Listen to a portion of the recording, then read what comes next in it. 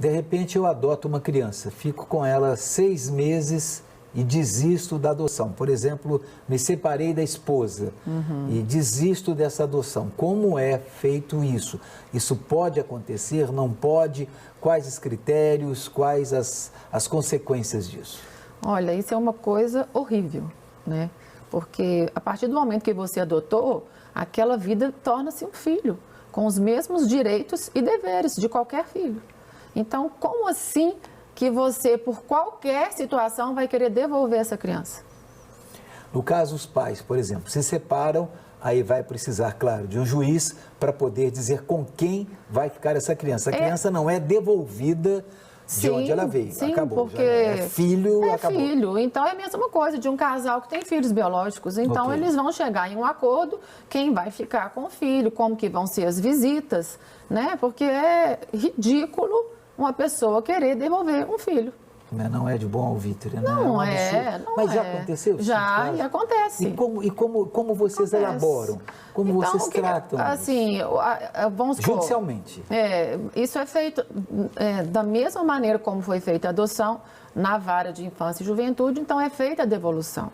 Mas assim, eu acho isso um crime. Um crime, porque imagina, aí a criança já foi abandonada pelos pais biológicos. A segunda vez. Aí vem os pais adotivos. E por qualquer situação, então, devolve-se a criança. Imagina 10 vezes mais o trauma dessa criança, 10 vezes mais os ressentimentos, os medos. Isso é uma coisa que nos faz. Isso acontece em índices baixíssimos. Mas acontece. Ok. Ali. Bom, nós estávamos conversando aqui sobre essa alteração na legislação e eu guardei isso aqui para mim porque foi uma alteração legislativa péssima, foi mais absurdo do que nós falamos em devolução de crianças. Foi esse retrocesso legislativo que ocorreu no governo 2009-2010. Exatamente. É um medo que nós temos passado e eu tenho certeza que todas as instituições que trabalham a adoção também estão com esse receio da gente retroceder nas legislações, retroceder no processo de adoção e é preciso, né, Mônica, que a gente continue aqui reafirmando o compromisso com essa pauta, que é uma pauta não somente de família, mas é uma pauta de formação de cidadania. Então é importante a gente falar isso também, que nós precisamos de continuar cobrando, porque, como eu tenho bem falado, existem muitos representantes que cuidam dos animais, que é uma pauta louvável, mas nós precisamos cada vez mais de governantes que tomem conta de gente. Vidas, né? São vidas e vidas que estão crescendo. E a cada dia que passa, fica mais difícil por causa do preconceito.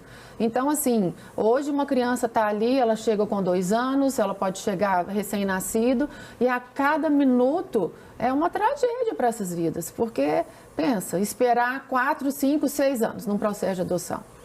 O nosso país é um continente, né? Um verdadeiro continente. Então, o número de famílias aptas a adotar em uma região é muito diferente, discrepante de outras regiões. Claro. Então, falar que isso evita algo infelizmente, é um retrocesso. Sem sentido. Eu estou aqui com a consideração do Dr. Fábio Miranda. A adoção no Brasil é um processo importante para garantir a crianças abandonadas ou órfãs o seu direito de ter um lar, de ter uma família. Lindo. E uma pergunta do Henrique Oliveira. É possível um estrangeiro adotar uma criança de nacionalidade brasileira? Bom, o que acontece? Existe essa possibilidade, sim, e aí é o processo, né, internacional de adoção internacional. Mas aí esse estrangeiro tem que vir para o Brasil e fazer todo o processo aqui no Brasil. Então, o que acontece é que muitas vezes, por exemplo, um brasileiro casa com um estrangeiro. E aí eles estão morando em outro país e querem de lá adotar. Não, eles precisam fazer esse processo no Brasil. Tem um tempo para ficar aqui. Nesse caso, eles podem morar no exterior. Sim. Ok? Há algum acompanhamento por parte do governo brasileiro dessas crianças? Porque senão pode se transformar num tráfico de crianças. Há algum acompanhamento nesse Sim, aí contexto? tem essa questão da adoção internacional, né? Tem algumas crianças que estão no cadastro nacional, que elas vão ser adotadas aqui, e aquelas que não conseguem ser adotadas aqui, elas vão para essa questão da adoção internacional, e aí existe todo o processo legal com acompanhamento e tudo. Muito bem. Mais questionamentos aí, Ali? Eu estou aqui com a pergunta da Érica Vilas Boas. Se a idade do casal atrapalha no momento de adotar?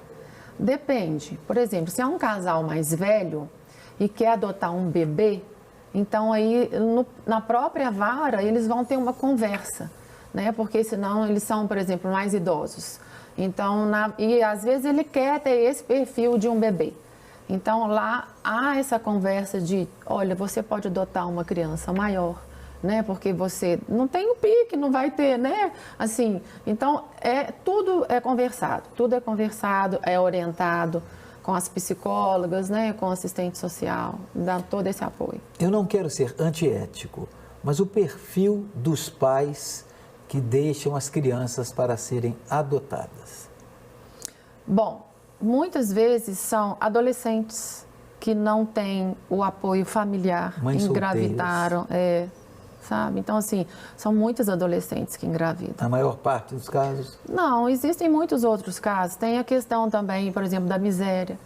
Então, não tem como. Às vezes já tem não sei quantos filhos e não tem como a situação financeira, né? Então, existem várias situações.